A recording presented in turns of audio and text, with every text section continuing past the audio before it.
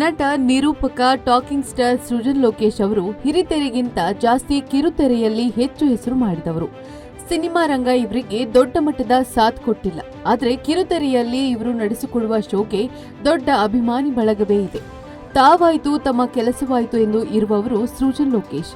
ಹೀಗಿದ್ರೂ ಸೃಜನ್ ಕುರಿತು ಗಾಸಿಪ್ಗಳು ಹಿಂದೆ ಕೇಳಿ ಬಂದಿದ್ದು.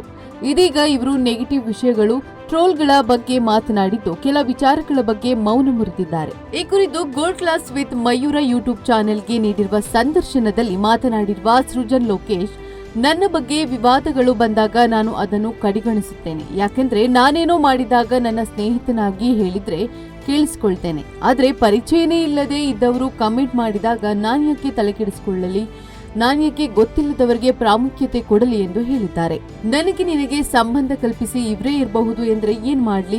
ಪರ್ಸನಲ್ ವಿಷಯಗಳನ್ನ ಮಾತನಾಡೋ ಅಧಿಕಾರ ಯಾರಿಗೂ ಇಲ್ಲ. ಗೊತ್ತಿಲ್ಲದ ವಿಚಾರವನ್ನು ಹೀಗೆ ಇರಬಹುದು ಅಂತ ಹೇಳಿದ್ರೆ ಹೇಗೆ? ನನಗೇನು ಹೆಂಡತಿ ಮಕ್ಕಳಿಲ್ವಾ? ಅವರಿಗೆ ಬೇಜಾರಾಗುತ್ತೆ ಅನ್ನುವ ಸಾಮಾನ್ಯ ಪರಿಜ್ಞಾನ ಕೂಡ ಅವರಿಗಿಲ್ವಾ? ನೀನು ಯಾರು ಗುರು ನನ್ನ ಬಗ್ಗೆ ಡಿಸೈಡ್ ಮಾಡೋಕೆ? ನಿನ್ನ ಹತ್ರ ಯಾವುದಾದ್ರೂ ದಾಖಲೆ ಇದೆಯಾ? ಎಲ್ಲದಕ್ಕೂ ಒಂದು ಲೈನ್ ಅನ್ನೋದು ಇರುತ್ತೆ. ಅದನ್ನ ಕ್ರಾಸ್ ಮಾಡಿದ್ರೆ ಎಂತವರಿಗೆ ಆಗ್ಲಿ ಕೋಪ ಬಂದೇ ಬರುತ್ತೆ ಎಂದು ಕಿಡಿಕಾರಿದ್ದಾರೆ. ನನ್ನ ತಾಯಿ, ಪತ್ನಿ, ಅಕ್ಕ, ಮಕ್ಕಳು, ಸ್ನೇಹಿತರು, ಶತ್ರುಗಳು ಪ್ರಶ್ನೆ ಮಾಡಿದ್ರೆ ಉತ್ತರ ಕೊಡ್ತೀನಿ. ಗೊತ್ತಿಲ್ಲದವರು ಪ್ರಶ್ನೆ ಮಾಡಿದ್ರೆ ಏನ್ ಮಾಡ್ಲಿ?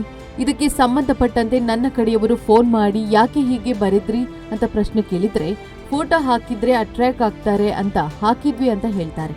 ಮೊಬೈಲ್ ಇದ್ದವರೆಲ್ಲ ಜರ್ನಲಿಸ್ಟ್ ಆಗ್ತಾರೆ ಅಂದ್ರೆ ಏನರ್ಥ? ನಾನು ಈಗ ಕಿವಿ ಮುಚ್ಚಿಕೊಂಡು ಕೆಲಸ ಮಾಡ್ತೇನೆ. ಕೆಲಸದ ಮೂಲಕ ನಾನು ಉತ್ತರ ಕೊಡಬೇಕು. ನಾನು ಯಾರ ಬೆನ್ನ ಹಿಂದೆ ಕೂಡ ಮಾತಾಡೋದಿಲ್ಲ. ಅದು ನನಗೆ ಇಷ್ಟವೂ ಇಲ್ಲ. ನನ್ನ ಬಗ್ಗೆ ಇನ್ನೊಬ್ಬರು ಮಾತಾಡೋದು ನನಗೆ ಇಷ್ಟ ಇಲ್ಲ ಅಂದಮೇಲೆ ನಾನು ಯಾಕೆ ಬೇರೆಯವರ ಬಗ್ಗೆ ಮಾತಾಡಲಿ ಎಂದು ಸೃಜನ್ ಲೋಕೇಶ್ ಹೇಳಿದ್ದಾರೆ.